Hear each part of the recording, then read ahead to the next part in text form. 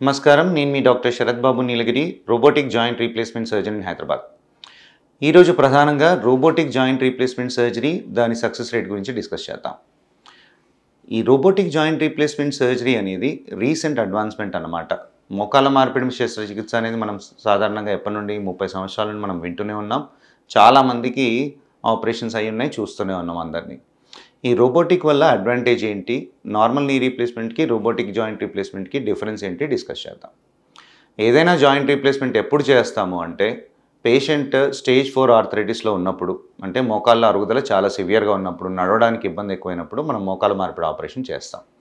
సర్వసాధారణంగా చాలామందిలో చూసేది ఏంటి అంటే వారస్ డిఫార్మిటీ అంటాం.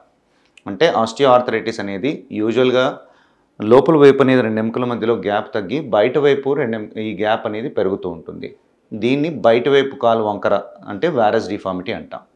ఇది 90% పేషెంట్స్లో మనం చూస్తూ ఉంటాం. చాలా కొద్ది మందిలో రుమటాయిడ్ ఆర్థరైటిస్ ఉన్న వాళ్ళకి కానీ, ఎప్పుడైనా లిగమెంట్ ఇంజరీస్ అంతకుముందు అయ్యి తర్వాత ట్రీట్మెంట్ సరిగ్గా చేసుకోలేకపోయిన వాళ్ళకి వాల్గస్ డిఫార్మిటీ అనేది చూస్తాం. అంటే వాళ్ళకి బయట వైపు గ్యాప్ అనేది తగ్గి లోపల వైపు గ్యాప్ పెరిగి ఇలాగ డిఫార్మిటీ పెరుగుతుందన్నమాట. సో ఏదైనా డిఫార్మిటీ ఉన్నప్పుడు, అంటే వారస్ డిఫార్మిటీ కానీ వాల్గస్ డిఫార్మిటీ కానీ, కొంతమందికి ఫిక్స్డ్ ఫ్లెక్షన్ డిఫార్మిటీ అంటే కాలు కంప్లీట్గా ఇలా స్ట్రైట్గా రాదు. చాలా రోజులు నొప్పితో ఉండడం వల్ల, కండరాలు కృషించకపోవడం వల్ల కాలు మూమెంట్ అనేది కొంతమందికి 90 డిగ్రీస్ కంటే వెనక్కి పోకపోవడము అండ్ ఇంకా స్ట్రైట్గా రాకపోవడం. అంటే దీన్ని ఫిక్స్డ్ ఫ్లెక్షన్ డిఫార్మిటీ అంటే వాళ్ళ కాలు కొంచెం బెండ్ అయి ఉంటుందన్నమాట. పడుకున్నప్పుడు ఈ మోకాలు కింద బెడ్కి టచ్ అవ్వకుండా ఇలా ఉండడం.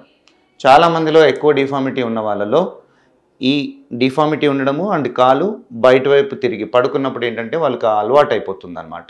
బయటి వైపుకి కాలుని ఇలాగ పెట్టేసి పడుకుంటూ ఉంటారు. సో ఏదైనా డిఫార్మిటీ ఉన్నప్పుడు మనం ఈ మోకాల మార్పిడి శస్త్రచికిత్స చేసినప్పుడు దాన్ని అడ్రస్ చేయవచ్చు.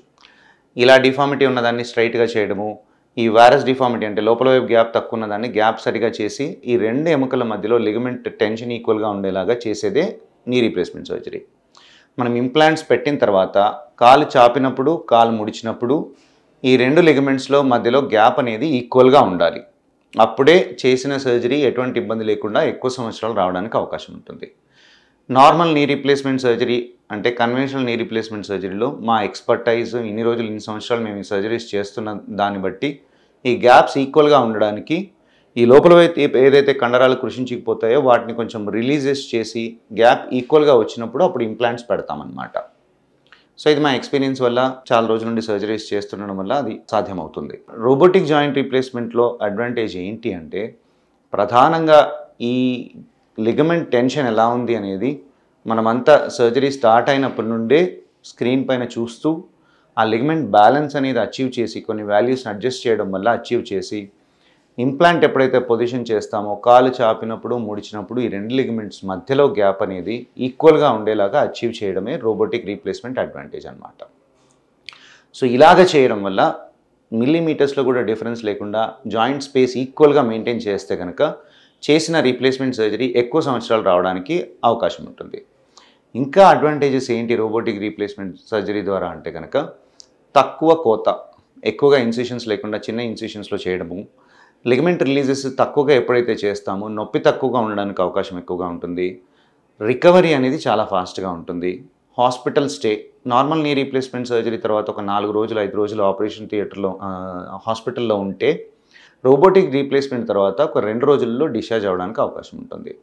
అలాగే ఏదైనా సపోర్ట్తో వాక్ చేసేది కూడా 2 వారాలలో మనం ఆ సపోర్ట్ని డిస్కార్డ్ చేయడానికి అవకాశం ఉంటుంది. కన్వెన్షనల్ నీ రీప్లేస్మెంట్లో 3 నుండి 4 వారాలు రికవరీకి టైం పడితే రోబోటిక్ నీ రీప్లేస్మెంట్లో ఒక 2 వారాలలో కంప్లీట్గా రికవరీ అవ్వడానికి అవకాశం ఉంటుందన్నమాట. సో నేను నా ఎక్స్పీరియన్స్లో ఎవరికి రోబోటిక్ రీప్లేస్మెంట్ అడ్వైస్ చేస్తాను అంటే ఎక్కువగా బెనిఫిట్ అయ్యేది యంగ్ పేషెంట్స్. అంటే ఇతర కారణాలు కొంతమందికి ఏంటంటే రుమటాయిడ్ ఆర్థరైటిస్ వల్ల 40-45 సంవత్సరాలలోనే మోకాలు అనేది బాగా అరుగుదల ఎక్కువైపోయి డిఫార్మిటీస్ బాగా పెరిగిపోయి నడవడానికి ఇబ్బంది చాలా ఎక్కువగా ఉంటుంది. సో ఆ ఏజ్ వాళ్ళకి, లేదంటే ఏదైనా యాక్సిడెంట్స్ ద్వారా మోకాళ్ళ చుట్టూ ఎక్కువగా డ్యామేజ్ అయిపోయి ఆర్థరైటిస్ తొందరగా వచ్చిన వాళ్ళకి, తక్కువ వయసు 65 సంవత్సరాలు తక్కువ వయసు ఉన్న వాళ్ళకైతే కనుక డెఫినెట్గా రోబోటిక్ జాయింట్ రీప్లేస్మెంట్ సర్జరీ అనేది చాలా అడ్వాంటేజ్. ఇప్పటివరకు నేను చెప్పిన అడ్వాంటేజెస్లో కన్నా ప్రధానమైన అడ్వాంటేజ్ ఏంటి అంటే ఈ లిగమెంట్ టెన్షన్స్ ఈక్వల్గా ఉండడం వల్ల జాయింట్ స్టెబిలిటీ అనేది చాలా బాగుండడం వల్ల వేర్ అండ్ టేర్ సర్జరీ తర్వాత వేర్ అండ్ టేర్ ఈ రెండెముకల మధ్యలో ఒక పాలీఎథిలిన్ మెటీరియల్ అనేది మనం అమరుస్తామన్నమాట సర్జరీ తర్వాత. దానిలో వేర్ అండ్ టేర్ ఎక్కువగా ఉండకుండా, ఎందుకంటే బ్యాలెన్స్ బాగుంటుంది కాబట్టి వేర్ అండ్ టేర్ ఎక్కువగా ఉండకుండా చాలా సంవత్సరాలు రావడానికి అవకాశం ఉంటుంది. సో ఈ రోబోటిక్ జాయింట్ రీప్లేస్మెంట్ సర్జరీ అనేది అంటే లేట్ అంటే 65 దాటిన వాళ్ళకు కూడా చేసుకోవచ్చు. 100% వాళ్ళకు కూడా చాలా సేఫ్. అదర్ అడ్వాంటేజెస్ ఉంటాయి వాళ్ళకి. ఏంటంటే నొప్పి తొందరగా తగ్గడము, రికవరీ ఫాస్ట్గా ఉండడము, సో తొందరగా నార్మల్గా యాక్టివిటీస్ చేయడం, ఇదంతా అడ్వాంటేజెస్ ఉంటాయి. ప్రధానంగా నేను అడ్వైస్ చేసేదైతే కనుక యంగర్ పేషెంట్స్ అయితే చాలా బాగా బెనిఫిట్ అవుతారు.